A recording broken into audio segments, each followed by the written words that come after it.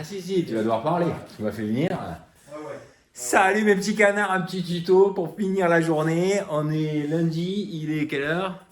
18h10 et pour un poteau Hervé qui est là, je vais changer la résistance d'un chauffe-eau blindé. C'est un 150 litres de la marque Thermor. On ne sait pas pourquoi. La résistance est hors service. Donc on va aller chercher à changer le kit résistance anode platine, enfin l'ensemble. Et ça du coup, ça me donne l'occasion de faire un tuto. C'est bel et bien le seul point positif de ma présence ici. Je l'ai balancé, hein. Il fallait que je le balance quand même. Il fallait que je le balance, c'est lundi, j'avais pas envie. Mais c'est pas grave. L'idée c'est quoi? L'idée c'est que ce chauffe-eau est pas si vieux que ça, il ne fonctionne plus parce que la résistance a flashé, enfin on sait pas ce qu'elle a fait d'ailleurs, mais peu importe, elle est hors service. Et on est en centre-ville de Marseille, c'est toujours un peu complexe de venir changer des chauffe-eau dans la ville. Je vais vous montrer tout à l'heure ce que ça coûte de changer un kit résistance complet d'un chauffe-eau de cette nature-là, pour vous donner un peu une idée du budget.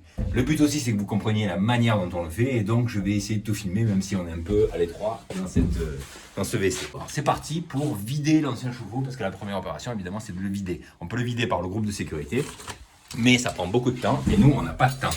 Donc j'ai amené un petit tuyau d'arrosage qui est dans ma caisse en plastique derrière, et je vais raccorder ce tuyau d'arrosage à mon alimentation en eau froide pour vidanger le chauffe-eau le plus vite possible, vous allez voir ça. Je reviens pas sur le diagnostic du chauffe-eau blindé en panne, parce que sur ma chaîne j'ai un super tuto qui inventorie toutes les problématiques que vous pouvez rencontrer sur des chauffe-eau blindés. Pour changer un kit résistance complet d'un chauffe-eau tel que celui-là, un Thermor, vous allez chercher la référence qui est d'un côté, je vous mettrai la photo que Hervé m'avait envoyée, et puis chez votre fournisseur, s'il est bon, vous pouvez aller chercher ce genre de kit.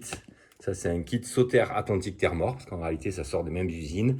Il y a un code avec une puissance de résistance qui correspond à la puissance de résistance de mon chauffe-eau qui est ici. Donc à partir de là, normalement il n'y a pas grand risque. Je vous mettrai évidemment le prix de tout ça à la fin de la vidéo. Là maintenant, ce qu'on veut faire, c'est vidanger le chauffe-eau le plus vite possible. Première chose à ne pas faire, c'est ouvrir des robinets. C'est-à-dire que là, on va couper le général d'eau et on ne va pas ouvrir de robinet, particulièrement l'eau chaude. Sinon, on fait rentrer de l'air dans le circuit. Et si on fait rentrer de l'air dans le circuit, eh bien, il y a toutes les chances qu'on en prenne un peu plus sur la figure au moment de démonter le groupe de sécurité. Donc là, Hervé va aller couper l'eau. On ne touche pas au robinet et on se concentre sur le démontage du groupe de sécurité. Alors cette opération, elle peut aussi être faite simplement dans le cadre d'un détartrage. Selon où vous vivez en France, l'eau peut être très dure et elle l'est le plus souvent. Et détartrer son chauffe-eau électrique, eh bien, c'est prolonger sa durée de vie et un petit peu diminuer sa consommation électrique. Alors là, voilà, mon groupe de sécurité il est dévissé. Avant de le dévisser complètement, je vais me préparer avec mon tuyau d'arrosage, d'accord, pour pouvoir, dès que j'ai dévissé lui, pouvoir le brancher en espérant qu'il y ait le moins d'eau possible qui tombe. L'eau qui va tomber, c'est parce qu'il y a des bulles d'air qui sont présentes dans le système ou qui aspirent et qui tombent un petit peu. C'est assez irrégulier en termes de débit, mais c'est pas énorme. C'est-à-dire que c'est largement faisable, vous allez voir. Ça filme encore. Ouais, ça filme encore. C'est encore en train de nous écouter depuis bien. Voilà, ça, du coup, ça, je coupe pour le montage. Voilà. J'enlève le groupe de sécurité. Ça coule un petit peu, ça peut ralentir ce débit. Je le laisse un peu couler, il se peut qu'il ralentisse. Bon, il ralentit pas. Allez. Je mets mon tuyau d'arrosage, donc ça c'est du 3/4. J'ai mis un petit joint de caoutchouc dedans pour que ça fasse l'étanchéité. Et le bout de mon tuyau, évidemment, il est dans le WC, dans la cuvette du WC qui est juste derrière moi. J'ai Hervé le caméraman qui m'aide. Pour l'instant ça coule, mais ça coule peu. Hein. Vous observez, ça coule peu parce qu'en fait il n'y a pas d'entrée d'air dans mon chauffe-eau à l'heure actuelle. Donc ce qu'on va faire, c'est que on va commencer simplement par ouvrir les robinets d'eau chaude de la maison en essayant de voir si ça peut suffire. Parce que parfois ça ne suffit pas. Eau chaude, on ouvre. Voilà. Pour l'instant il coule. Il y a de grandes chances qu'il coule un petit peu parce que le réseau arrive d'en haut et qu'ensuite il arrête de couler et qu'il aspire de l'air en réalité. Pour l'instant, qu'est-ce qu'on observe? Toujours pas de débit, enfin 3 fois rien, d'accord? Soit ça va s'amorcer tout seul, soit on va devoir l'aider.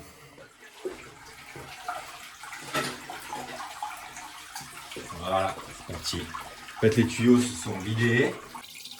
Il y a de l'air qui a commencé à rentrer dans le réseau. Et là, maintenant, vous voyez, ici, ça coule plein gaz. Donc ça, c'est la bonne solution pour vidanger son chauffe-eau le plus vite possible. Ici, on voit qu'il n'y a plus d'eau qui coule. En réalité, il y a sans doute de l'air qui rentre à l'intérieur. Et si je viens là, dans la cuisine, eh bien, ça ne coule plus, mais surtout, on entend qu'il y a un maximum d'aspiration. D'accord ? Parfois, il ne suffit pas d'ouvrir le robinet d'eau chaude, ça n'amorce pas l'air dans le tuyau. Dans ce cas-là, vous ouvrez ce genre de robinet en mode eau chaude. Vous venez souffler dans la canne du robinet et en fait, vous injectez de l'air. À un moment donné, vous allez passer en fait un point qui est sensible et donc du coup, ça va amorcer en aspiration votre tuyau. Bon, j'ajoute une dernière chose. On peut aussi tout à fait dévisser le raccord d'eau chaude sous le tuyau d'eau chaude du chauffe-eau pour faire entrer de l'air par là. Enfin, si on n'a pas prévu d'y toucher, on n'est pas forcément obligé. Par les robinets, ça peut fonctionner très bien. Là, je vais les vidanger en même pas 10 minutes. Alors que si j'avais utilisé mon groupe de sécurité pour le vidanger, j'aurais sans doute, ça dépend du dimensionnement des installations, mais ça aurait sans doute pris peut-être 1 heure, parfois même plus. Alors pendant ce temps-là, je vais commencer à démonter toute la partie électrique du chauffe-eau. Évidemment, on n'oublie pas de couper l'électricité qui arrive au chauffe-eau. Ah, là, chauffe-eau vide. Ça y est, donc vide, ça ne veut pas dire qu'il est exempt de toute eau. Il est très possible que quand je commence à dévisser ça, eh bien, je prenne un petit peu d'eau sur la figure, d'où le bac qui est là. Le tuyau, tiens, on va se l'enlever comme ça, on l'a pas au milieu. Et là maintenant, on va venir se dévisser tous les écrous là qui tiennent la collerette, d'accord? Ça c'est l'ensemble qui tient le doigt de gant dans lequel le thermostat est glissé, la résistance et la note de protection. Ok, donc on dévisse tout ça. Tous mes boulons sont enlevés. Maintenant, on va doucement décoller ça. Il y a toutes les chances qu'il y ait beaucoup à boire et à manger derrière tout ça. Parce que ce chauffeur, on ne sait pas combien d'années il a, mais il devrait quand même avoir un certain nombre d'années. Donc, quand je vais l'ouvrir, il y a toutes les chances que j'en prenne un peu sur la figure. Tu vois? Oh, bonjour, oui. À quel sujet? C'est-à-dire que je n'étais pas complètement vide. Non, ce qu'il y a, voilà, là je l'ai à peine ouvert d'un côté. Comme ce tube-là, qui est le tube d'eau froide qui injecte dans le chauffe-eau, il n'est pas en fond de cuve. Pour quelle raison? Pour que le dépôt ne vienne pas altérer le fonctionnement de l'eau chaude sanitaire dans le chauffe-eau. Donc lui, il monte un petit peu, il est un petit peu plus haut que le fond de la cuve. Résultat des courses, on le verra tout à l'heure. Résultat des courses, en fait là, je suis en train de vider le fond de cuve. En ayant simplement désaxé un petit peu un côté de la collerette, eh bien ça suffit. On aurait même pu imaginer que ça aurait été intelligent, mais bon, pour ça, il aurait fallu que je sois intelligent, de laisser quelques écrous, simplement d'en desserrer d'un côté un peu plus que les autres, pour être sûr qu'elle ne tombe pas d'un coup. Bon là, parfait, elle est juste un peu décollée, on laisse ça couler le temps qu'il faut, et dès que ça s'arrête de couler, on continue l'opération de défaire la collerette et l'ensemble. Allez, on ouvre un peu plus, parce que ça a arrêté de couler.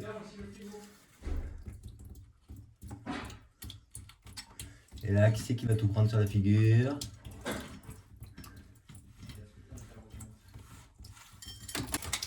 Bonjour, c'est le propriétaire.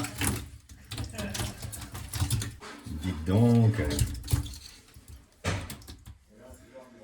Donc là, on a quoi? Ici, on a l'anode. Ok. On la nettoiera par curiosité pour voir un peu dans quel état elle est, si elle a bien travaillé. On voit la résistance. Alors, on voit quoi? Qu'il y avait beaucoup de calcaire autour de la résistance, particulièrement en bas de la résistance. On voit que là, c'est du gros dépôt. Voilà, bon là, ça sert à rien de faire ça, hein. C'est juste pour avoir une petite idée. Ça va me permettre aussi visuellement de contrôler que le kit résistance qu'on a acheté est le bon aussi, hein. Ici, il y a le joint, l'ancien joint caoutchouc. Ce joint-là, on va l'enlever, d'accord? Mais on va surtout finir de nettoyer la cuve du chauffe-eau, enfin le bas de la cuve, parce que c'est là que se concentre tout le calcaire. Tant qu'à faire, tant qu'à changer le kit, on ne va pas le renvoyer comme ça. Bon, ne serait-ce que pour l'étanchéité, il faut que ce soit propre au moment où on met le nouveau kit.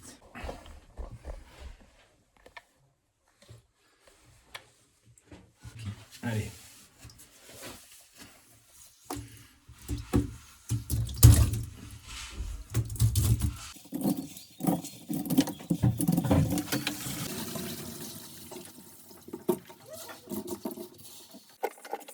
Oh, cette année. Ça va, il est propre? Ah, il est nickel, hein. Impeccable. Alors, ancien joint. Ancien joint, on enlève. Ah, je vais vous emmener visiter l'intérieur du chauffe-eau. Mais oui.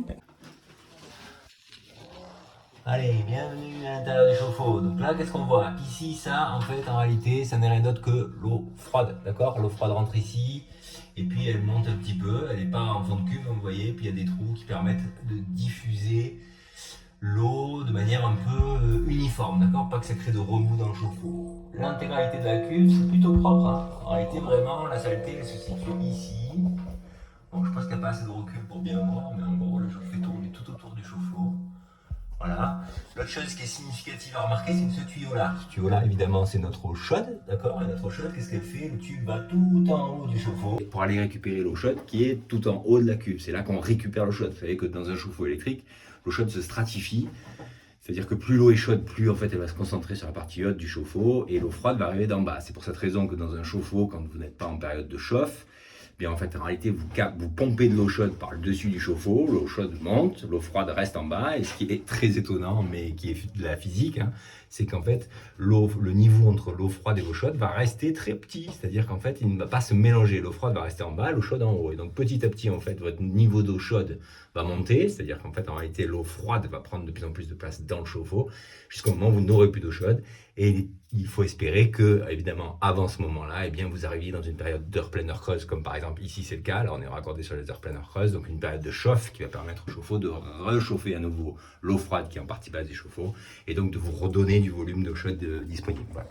Donc là, on va nettoyer le mieux possible la portée du joint, c'est-à-dire la petite tranche de la cuve, là, ici, dessus et dessous, pour être sûr que le nouveau joint d'étanchéité qu'on va mettre, qu'on a dans le kit, eh bien, il fasse son travail d'étanchéité. Donc on va passer du temps à bien nettoyer ça avec une éponge.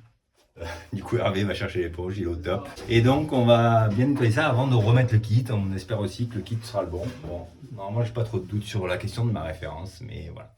C'est parti pour le nettoyage. Bah, bon. Dégueu. Qui a mis du caca là-dedans? Qui a mis tout ça là-dedans? Franchement.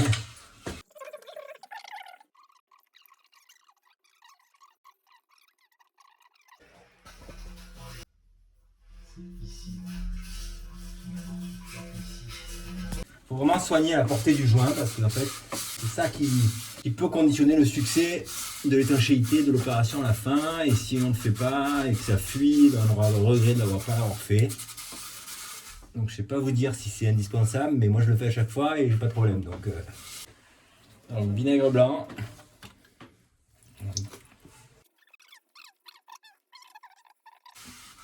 Allez, vendu, c'est bon. Rinçage à l'eau.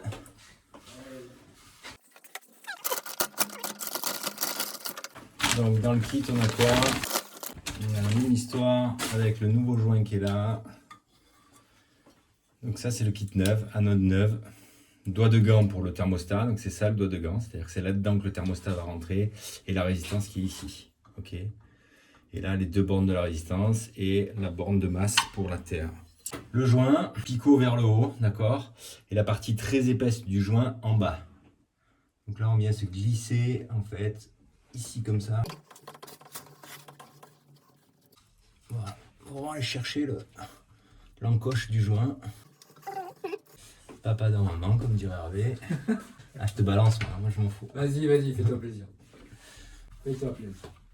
Voilà, là on est bon.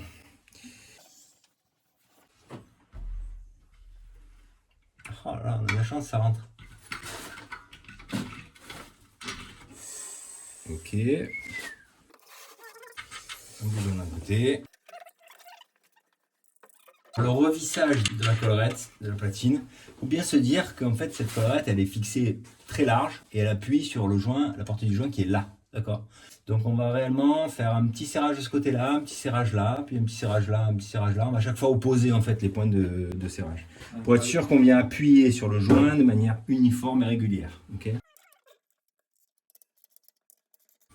Et je mets le même couple de serrage en fait. En réalité, au niveau du couple de serrage, c'est assez facile parce qu'en fait, la platine qui est là vient en buter sur le support de cuve. C'est-à-dire qu'il y a un moment donné où on ne peut pas serrer plus parce qu'en réalité, je suis embuté ici. Et c'est calibré pour que le joint caoutchouc fasse bien l'étanchéité dans la mesure où on est arrivé à embuter. Mais ça ne vous empêche pas de faire votre serrage de manière régulière. D'accord ? Chaque fois un point et son opposé. Non, là, après, le succès du truc, si tu veux, c'est que quand tu remets en eau, est-ce que ça suit ou pas, quoi. Ouais. Parfois, sur les vieux chauffe-eau, si la cuve est un peu abîmée, corrodée et tout, tu n'arrives pas à récupérer une étanchéité conforme. Mais là, celui-là, j'ai bonne espoir, il m'avait l'air nickel. J'ai confiance en toi. Confiance. C'est ça parce qu'on est filmé, c'est ça? C'est ça, exactement. Voilà, il y a un moment où on comprend que ça ne sert plus à rien de serrer parce qu'en fait, on est embuté. Donc là maintenant l'opération ça va être de tout de suite remettre un groupe de sécurité pour réinjecter de l'eau dans le chauffe-eau et tout de suite vérifier que mon chauffe-eau est étanche. Plusieurs choses. D'abord on va remplir par l'eau froide. Donc on remplit ok, très vite on va savoir si ça coule ou pas. Bon il se peut que ça ne coule pas mais que ça commence à couler quand malheureusement 100% du chauffe-eau est rempli. Parce que c'est qu'une fois qu'il sera 100% rempli que la pression va monter dans le chauffe-eau. Et le deuxième effet qui se coule, c'est que possiblement aussi, c'est pour ça que je vais dire à Hervé si tout fonctionne bien, de contrôler son chauffe-eau dans 3 heures, parce que dans 3 heures, il aura chauffé. Et en réalité, c'est à ce moment-là qu'il y aura le maximum de pression dans le chauffe-eau. Donc si après une pleine chauffe, il est étanche, bah vous êtes tranquille. Mais ça veut dire quand même qu'il faut vérifier après une séquence de chauffe complète qu'il n'y ait pas de fuite à votre chauffe-eau, quoi. Donc là, je refais mon joint filasse, je remets le groupe de sécurité et on remet en eau. Je vais tout mettre ça tout en accéléré, ça n'a pas beaucoup d'importance. Si vous vous intéressez à la manière dont on fait les joints filasse, sur ma chaîne, je vous montre là un petit tuto sur lequel j'explique comment faire des joints filasse facilement et être sûr de ne pas les avoir loupés. Voilà, si ça vous intéresse, allez voir. Donc rapidement, j'enlève l'ancienne filasse qui faisait l'étanchéité avec l'ancien groupe de sécurité. Et j'en mets de la neuve et du gel à joint, qualité eau potable pour pouvoir refaire l'étanchéité. J'ai oublié d'acheter un groupe de sécurité neuf, ça c'est scandaleux. Quand on fait ce genre d'opération, ça coûte pas beaucoup plus cher de remettre un groupe neuf. Là, il se trouve que je ne l'ai pas dans mon camion. D'habitude, j'en ai toujours un ou deux d'avance, mais là, j'ai dû les passer sur notre chantier. C'est pas grave parce qu'ici, je vais sans doute revenir mettre une clim. Ça, Ouais, c'est ça. une ou deux, tu vas pas dire deux? Non, mais t'inquiète pas. Deux clims. Et donc, du coup, tu m'y feras penser. J'amènerai un groupe de sécurité, je te le changerai. Et je dis ça parce que là, sur YouTube, ils vont tous me dire dans les commentaires: oh là là, mais tu as remis l'ancien groupe, c'est débile, tu as remis. Mais t'inquiète. Ils ont raison, quelque part. Comme ça a une durée de vie, les groupes de sécurité, en fait, quand tu es à ce stade-là, c'est pas beaucoup plus cher que d'acheter un 9 et de le mettre. Ouais. Tu vois. Bon, vous allez très vite voir qu'en fait, on va le changer plus vite que prévu, le groupe de sécurité. Parce que les petits soucis vont pas tarder à arriver. Vous avez peut-être un petit peu deviné, l'installation de plomberie d'Hervé, elle est un petit peu ancienne et à tout niveau. Vous allez voir ça dans un instant. Là, c'est bon, on va remettre l'eau, d'accord, pour vérifier qu'a priori tout va bien. Donc on laisse les robinets d'eau chaude ouverts et on ouvre l'eau froide. Et donc là, on entend le chauffe-eau qui commence à se remplir. Voilà, ça y est, là maintenant. Chauffe-eau de l'air. Parce qu'en fait, le chauffe-eau se remplit par l'eau froide en bas et chasse tout l'air qu'il y a dans le chauffe-eau, donc qui sort pour l'instant par les robinets d'eau chaude.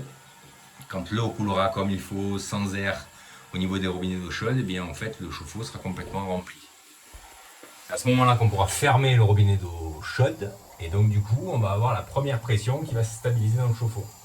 Cette pression-là, en théorie, elle est autour de 3 bars. Ça, c'est votre réducteur de pression principal de l'installation qui le définit. Et à 3 bars, déjà, ce sera un premier test de savoir si l'étanchéité de notre en base, elle est conforme.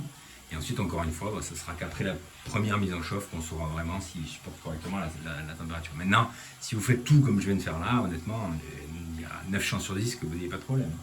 Pourquoi on ne fait pas à chaque fois sur les cuves? Eh bien, d'abord, il faut savoir que faire ça sur une cuve très ancienne, c'est pas forcément un bon calcul. Parce qu'une cuve très ancienne, elle finit toujours par fuir. Enfin, elle peut fuir. Et donc, du coup, c'est un peu incertain. Ensuite, qui dit très ancienne dit qu'on ne va pas facilement trouver le kit. C'est pour ça que c'est assez facile de le faire quand on a un chauffe-eau comme ça, de marque, facilement identifié. On sait qu'il n'a pas 10 ans, le truc. On va trouver les pièces détachées. Évidemment, quand on passe les délais de 10 ans, c'est un peu plus compliqué. Et ensuite, sur une très vieille cuve, est-ce que ça vaut le coup de le faire? J'ai envie de vous dire, sur une cuve qui a 30 ans, parfois, les cuves étaient tellement robustes que ça peut avoir le coup. En tout cas, sur des chauffe-eau de cette génération-là, je pense que passé 10 ans, je ne suis pas sûr que ça vaille le coup de remettre un kit. Parce qu'on ne sait pas si la cuve va durer le temps de la durée de vie du kit résistance. Mais ça, c'est un peu presque polémique comme sujet. Et d'ailleurs, n'hésitez pas à me donner votre avis dans les commentaires, ça m'intéresse de le savoir. Il y a aussi une vraie question du réemploi des choses. Ça, Hervé, je sais qu'il y est sensible. En fait, à un moment donné, c'est vrai que ça peut être presque plus facile, enfin, même pas dit, presque plus facile de se dire, allez, on change de chauffe-eau, on ne se pose pas de questions. D'ailleurs, c'est ce que la plupart des plombiers font. Cette opération-là, ils n'aiment pas la faire. Parce que comme il y a un petit côté incertain à la fin, en termes de succès, en fait, on n'aime pas trop proposer ça à nos clients. Moi, je le fais assez facilement, mais je sais qu'il y en a certains qui détestent faire ça parce que si à la fin de l'installation ça fuit, mais en fait en réalité qu'est-ce que vous faites? Vous pouvez difficilement facturer le client, sauf s'il est conscient et d'accord au départ, mais ça c'est pas évident. Et donc du coup en gros vous êtes bon pour avoir fait du travail pour rien et de devoir changer le chauffe-eau. Et donc du coup c'est pour cette raison-là que certains confrères ne le font pas, ou ne proposent pas en tout cas. En revanche, dans le monde dans lequel on vit, ça a un vrai intérêt. Le réemploi des choses, c'est quelque chose qui est carrément d'actualité. Et à un moment donné, à changer la pièce électrique de ce chauffe-eau, je suis à peu près sûr que ça a du sens par rapport à l'idée de racheter un nouveau chauffe-eau. Voilà. Bon. Allez, pendant ce temps, je vais aller voir si j'ai un thermostat neuf dans mon camion. Ça, on part aussi sur un thermostat neuf. Allez, je remets un thermostat neuf. Voilà.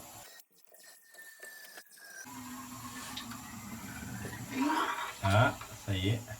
C'est bon mes amis, il est rempli. Les cuisines aussi, là-bas. Je peux fermer tous les robinets. Fermer, comme ça on va contrôler qu'on est toujours étanche malgré la montée en pression du truc.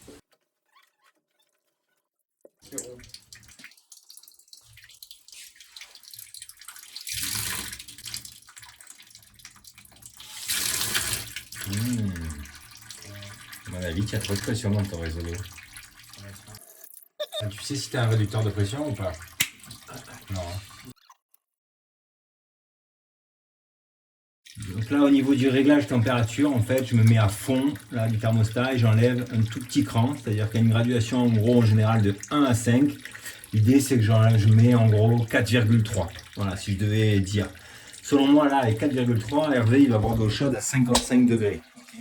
55 degrés, c'est la température minimum pour être sûr qu'il n'y ait pas de légionelle qui se développe à l'intérieur du chauffe-eau. Ce qui veut de légionelle.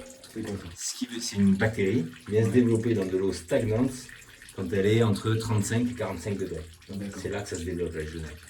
Dans un chauffe-eau électrique, il faut s'assurer qu'au moins une fois par semaine, mais ça veut dire que sur ce genre de chauffe-eau, c'est en permanence, il faut que tu atteignes 55 degrés. Parce qu'à 55 degrés, ta légionelle, non, 1, tu la tues, 2, elle s'arrête de se développer. D'accord.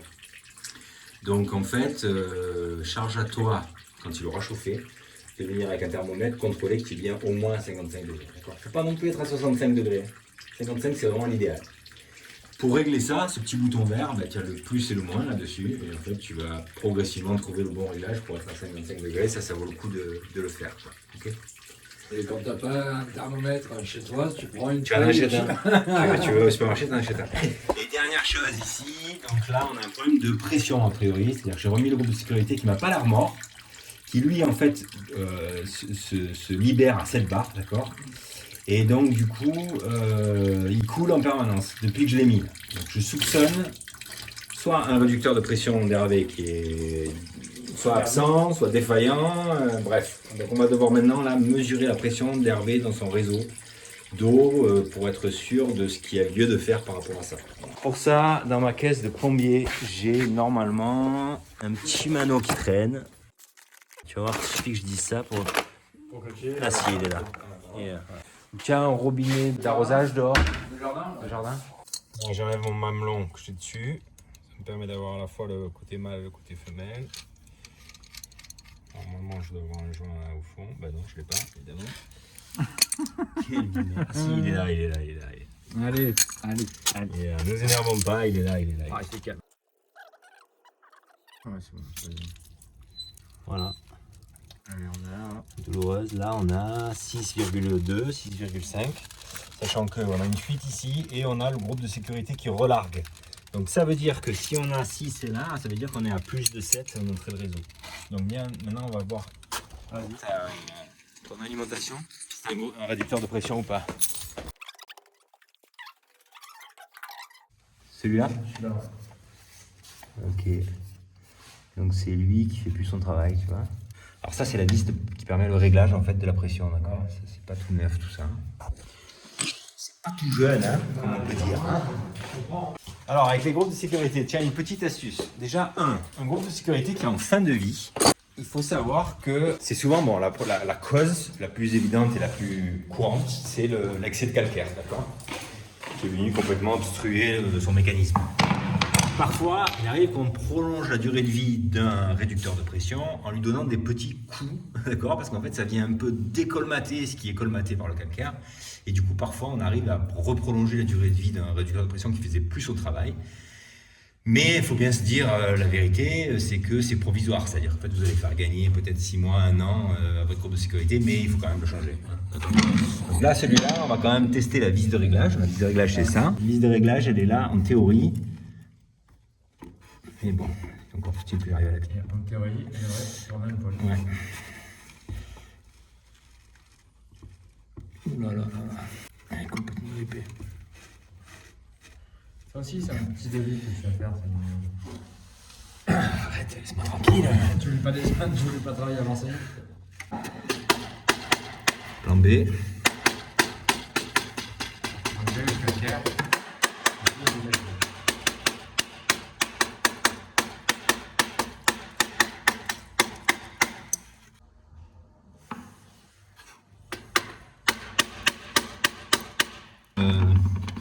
À cette barre, il ne fuit pas le joint qu'on a mis. Donc là, s'il ne fuit pas à cette barre, je peux te dire que... Alors là, je vais essayer juste un petit peu de décoller les filets. On va essayer. Allez, plus.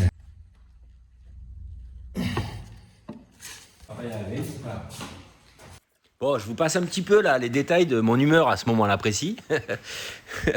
On va devoir y revenir. On finit quand même de pouvoir tout raccorder pour pouvoir mettre en chauffe le chauffe-eau. Donc là, on constate quoi? Ici, on n'a aucune fuite nulle part. Donc ça, c'est une très bonne nouvelle. Surtout que, encore une fois, si tu n'as pas de fuite à ce niveau-là de pression, bon, bah, tu n'en auras pas demain, quoi. Et on va remettre le capot. Le capot, tu l'as encore là?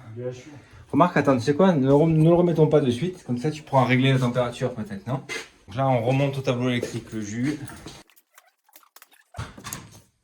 Voilà, c'est un marche forcée.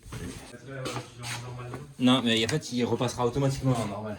En fait, dès qu'il y a une période de ruzz qui s'enclenche, la bovine, voilà, ça, donc voilà, là, c'est bon. J'ai du jus, d'accord?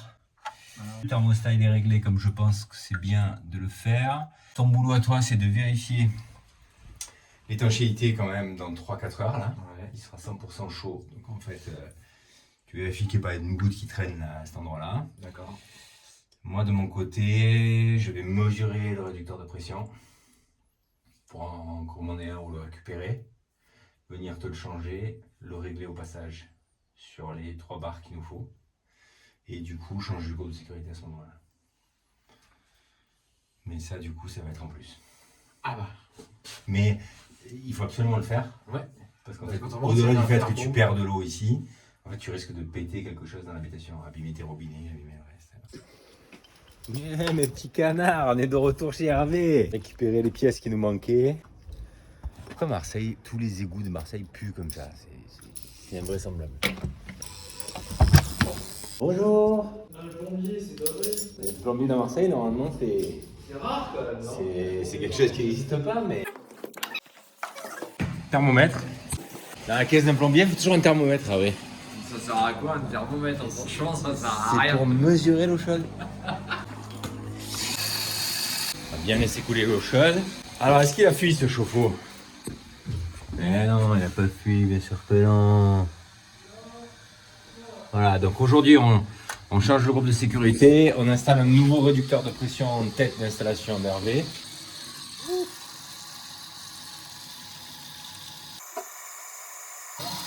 Très très chaud. 64 degrés. Ça suffira. 64 degrés, non c'est trop, hein. Je te la baisse. Économie d'énergie, on enlève les risques de brûlure. Donc là, sur le thermostat, ici, on était là, hop, on va se mettre comme ça, voilà.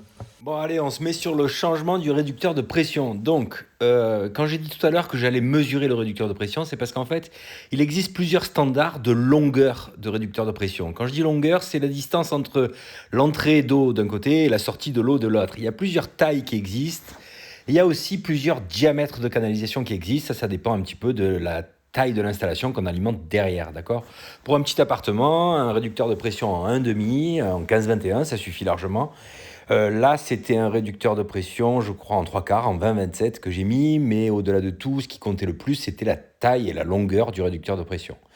Ensuite, cette taille-là, elle peut être un petit peu ajustée avec l'empilement des raccords laiton que l'on met en amont et en aval du réducteur de pression. Donc ça, charge à vous de le placer, de vérifier que vous êtes bon, et puis une fois que vous êtes bon, vous boulonnez et c'est OK. En matière de réducteur de pression, il y a plusieurs qualités qui existent. Il faut éviter les entrées de gamme. Les entrées de gamme, c'est souvent un très mauvais calcul. Privilégier une marque. Moi, je choisis le plus souvent Deathboard. Voilà, allez, on laisse ça une demi-heure et dans une demi-heure, on revient voir. Allez, ça marche, hein? Ouais, ça marche. Ouais. Ma petite astuce pour changer un groupe de sécurité avec le chauffe-eau plein. Quand on dévisse le groupe de sécurité, on prend souvent un peu d'eau sur la figure. Alors, on en prendra qu'un petit peu à des moments, mais pour faire mon raccord filasse, j'ai besoin d'un peu de tranquillité. Moi, je prends un bouchon de bouteille de vin. Et là, je viens de réduire un peu. On colle comme ça. Et coupe bien ton couteau, Hervé. Hervé, là, affûté sur la pierre, là, juste avant de me le passer. Mais tard. C'est pas un peu affûteur de couteau, toi? Non, je suis pas affûteur de couteau, mais j'aime bien les couteaux qui coupent bien. T'es un mec affûté, toi. Hein. Quel enfoiré. Ça dépend à quelle heure. Voilà, ça sera ma petite astuce du jour. Ça, c'est pour papa et maman.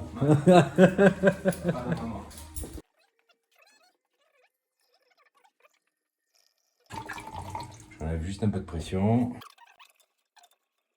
L'autre truc qu'on va faire là, c'est qu'on va accrocher ce cuivre, parce que la dernière fois, quand on l'a défait, ben, en fait, il est descendu de 30 cm, il n'est pas accroché d'en haut jusqu'en bas. Alors, on va pas tout refaire, mais on va au moins refaire ça.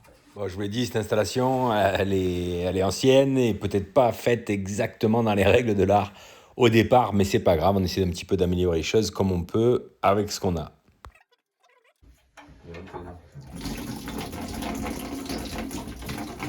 Ma petite astuce, elle est bonne ou elle est pas bonne?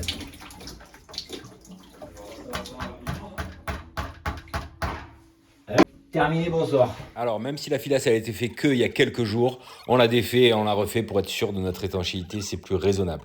Donc là, voilà, je peux tranquillement faire mon raccord filasse autour, je suis pas trop embêté, avec l'idée d'avoir de l'eau dans les pattes en permanence. Donc là, je pars d'ici, c'est parti pour le raccord filasse. Oh, c'est ce qu'on aime. Tu te rends compte qu'ils n'ont rien inventé de mieux que ça? Tu m'étonnes. Ah bah attends, à une époque ils avaient mis le téflon. Ouais, bah téflon. Ils sont revenus dessus. Hein. En habitation, on n'utilise pas trop. Non, on utilise dans le jardin, mais en piscine.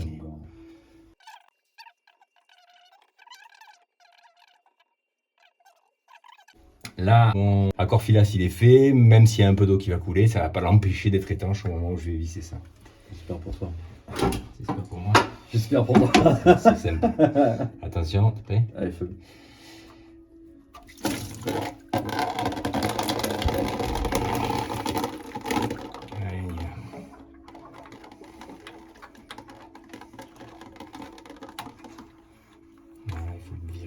Visser bien dans l'axe. Comme je viens de le dire, il faut être parfaitement vigilant sur le fait de bien visser dans l'axe. Si vous avez le moindre doute, c'est qu'il y a un problème. Vous dévissez et vous reprenez votre axe pour revisser la pièce. Sinon, on finit avec de plus gros problèmes que ceux qu'on avait au départ si on a abîmé le filetage. Voilà.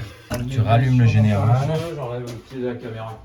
Je laisse cette vanne volontairement fermée pour pouvoir tester l'étanchéité du raccord que j'ai fait là. D'accord. Le raccord filasse, je suis sûr de moi, il n'y a pas de difficulté. Et là, on va s'occuper de ça. Ce coup de pincée, alors il est évident qu'ici, globalement, il y a une installation complète qui doit être refaite. Hein.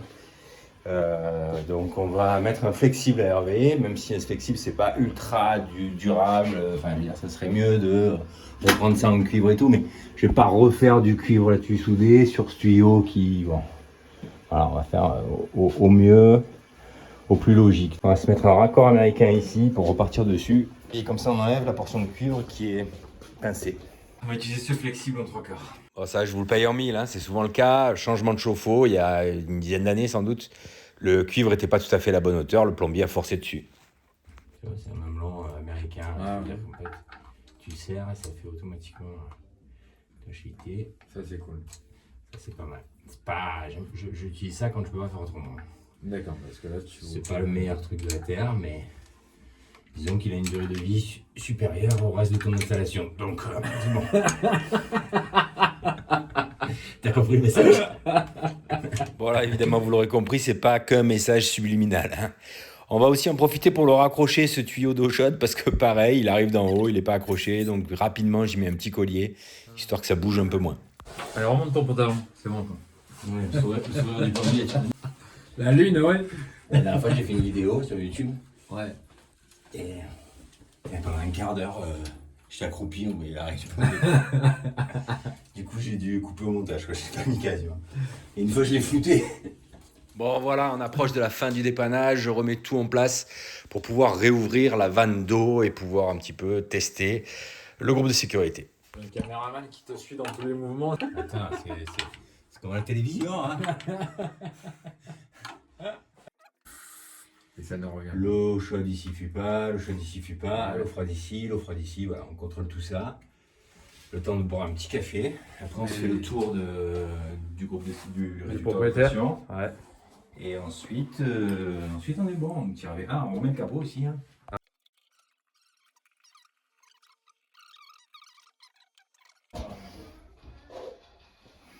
Bon, voilà un petit canard, ce chauffe-eau, il repart pour un tour, pour pas trop cher. On va faire maintenant un petit point de comptabilité. Je vais me mettre au bureau, je vais sortir la facture et on va voir ensemble combien ça coûte de faire repartir un chauffe-eau comme ça en changeant toute sa partie électrique. Ah bah du coup Hervé, tu apprendras combien tu me dois dans la vidéo. Hein. Ah bah ouais, il n'y a pas de problème. C'est le principe. Et puis surtout, vous, ça vous donnera une petite idée de la difficulté de le faire soi-même. Honnêtement, je pense que c'est moins difficile que ce que ça ne paraît. Voilà, c'est ce que je peux vous dire. Si vous êtes méthodique, vous y allez tranquillement, que vous avez la bonne pièce, honnêtement, je vois pas trop comment on peut se louper. La seule chose qui peut être délicate, c'est quoi? C'est d'être sûr d'avoir la bonne pièce à partir du moment où on a commencé à démonter. Mais enfin, si vous commencez à démonter, c'est que votre chauffe-eau est en panne. S'il est en panne, il est en panne. Hein. Au pire, vous laissez la vanne fermée et puis vous cherchez plus longtemps. C'est parfois possible de faire ça. En termes de temps, on fera un petit point sur le temps passé aussi, mais c'est finalement moins chronophage que ce qu'il n'y paraît. Après, il y a quand même une vraie dimension propre à chaque chantier qui consiste à savoir la faisabilité et la facilité technique de le faire. Là, on est plutôt confortable, même si le chauffe-eau, a priori, est encastré dans quelque chose d'un petit peu délicat. Néanmoins, on avait quand même bien la possibilité de travailler. Évidemment, ça peut être plus simple ou plus compliqué selon les cas de figure. Je contrôle d'ici.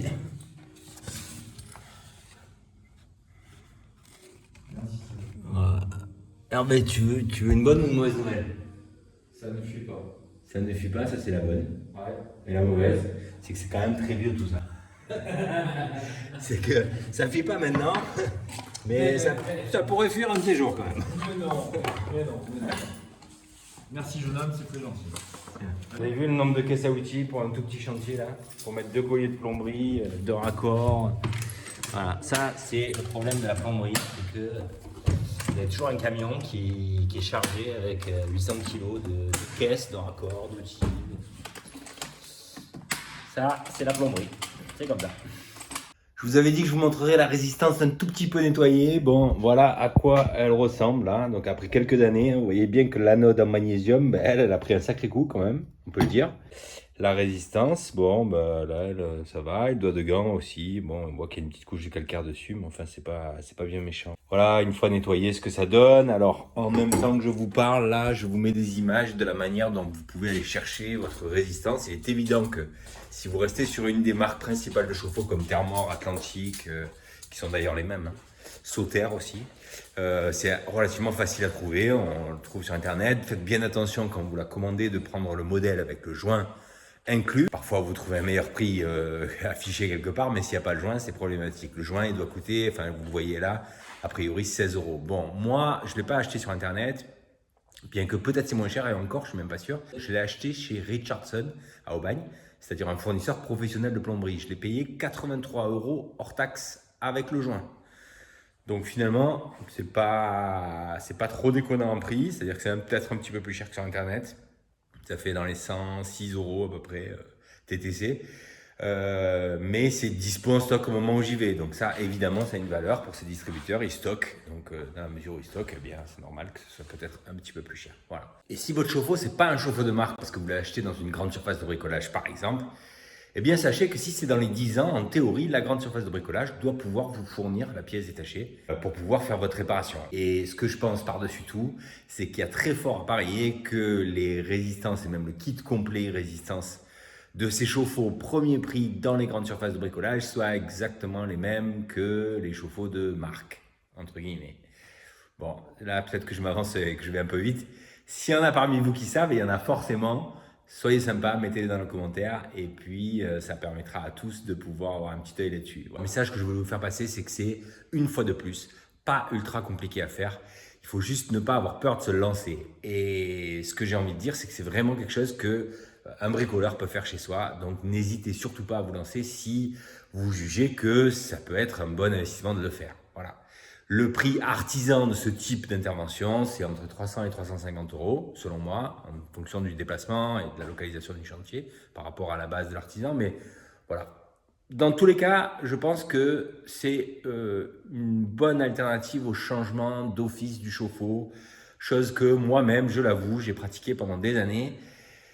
Aujourd'hui, c'est vraiment important d'essayer le plus possible de faire du réemploi. Et là, en l'occurrence, clairement, si la cuve a l'air ou est en bon état, eh bien, c'est carrément important de le faire.